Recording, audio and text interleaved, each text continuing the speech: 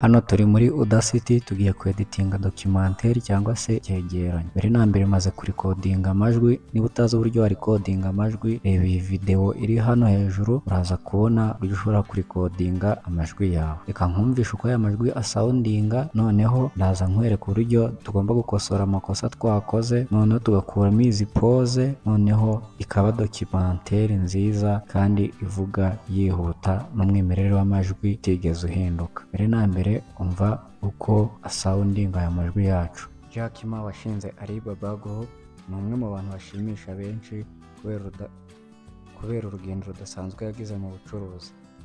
Yatangiriye ku kazi ko kwigisha Icyongereza kandi akunda kurangwa no gutsindwa inshuro nyinshi, ariko ntiyacitse intege kugeza ubwo yubakiye imwe mu masosiyete akomeye mu ikoranabuhanga.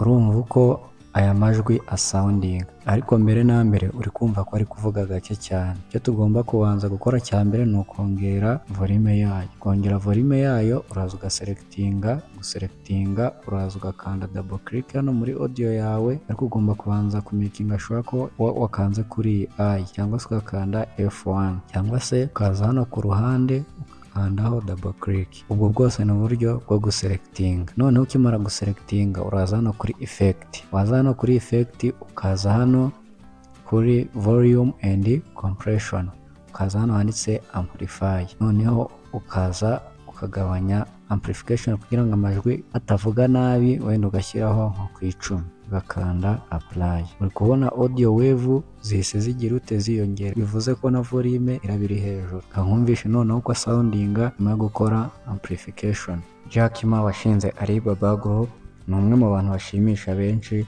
kubera urukumva ko volume yiyongereye. Ibi biranadufasha kweditinga aho twakoze amakosa tureba wave neza. Noneho icyo ukora uraza ugaselectinga kino gice tutari kuvuga ukagihanagura, ukaza hano hagati ugakuramo uyu mwanya twari twacecetse cyangwa se izi unwanted pause. Izi pause twafasha ariko tutabishaka, naha ukayivanamo ukagenda ukuramo izi pause zose. Noneho ugomba guplayinga kugira ngo wumva aho wagiye ukora amakosa, ibyo bice wakozemo amakosa nabyo ukabivanamo. Urugero hano hari ikosa na Jack Ma washinze Alibaba Group ni umwe mu bantu bashimisha benshi kubera hano urumva nakoze ikosa benshi kubera ngahita nkavanamo. Urumva none bashimisha benshi kubera urugendo rudasanzwe yagize mu bucuruzi. Ukaza naha iyi unwanted pause ukayivanamo, noneho ukagenda ukuramo amapose yose wagiye ugira ute wagiye ufata ariko utabishaka, n'andi makosa wagiye ukora.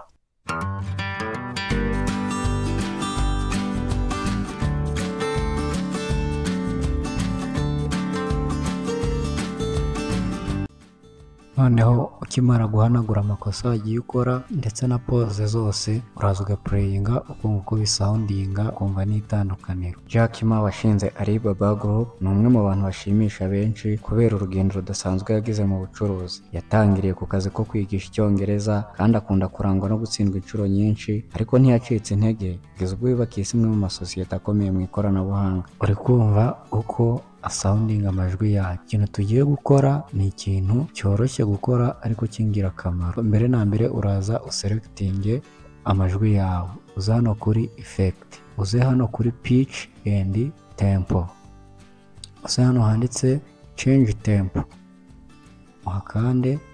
Noneho hano uri kubona harimo percentage change ingana n'8, ariko iyo uje hano kuri preset and settings ukaza hano kuri factory preset ukaza hano kuri default usanga ari 0. Akenshi uzasanga ari 0, default aba ari 0. Noneho kugira ngo wongere amajwi yawe ariko adatakaje karite, hano uraza ukandikamo wenda nka 7%. Noneho ugahita ukanda preview kugira ngo wumve uko arasoundinga amajwi yawe. Jack Ma washinze Alibaba Group ni umwe mu bantu bashimisha benshi kubera urugendo rudasanzwe yagize mu bucuruzi. Cyangwa se wakumva ari kugenda gahoro ugashyira nko ku 9 ugakanda preview kugira ngo wumve. Jack Ma washinze Alibaba Group ni umwe mu bantu bashimisha benshi kubera urugendo rudasanzwe yagize mu bucuruzi. Wakumva ari sawa ugakanda apply. Noneho ukimara gukanda apply amajwi yawe aba yihuta kandi atigeze ahindura umwimerere. Uku niko wakwihutisha amajwi yawe muri Audacity.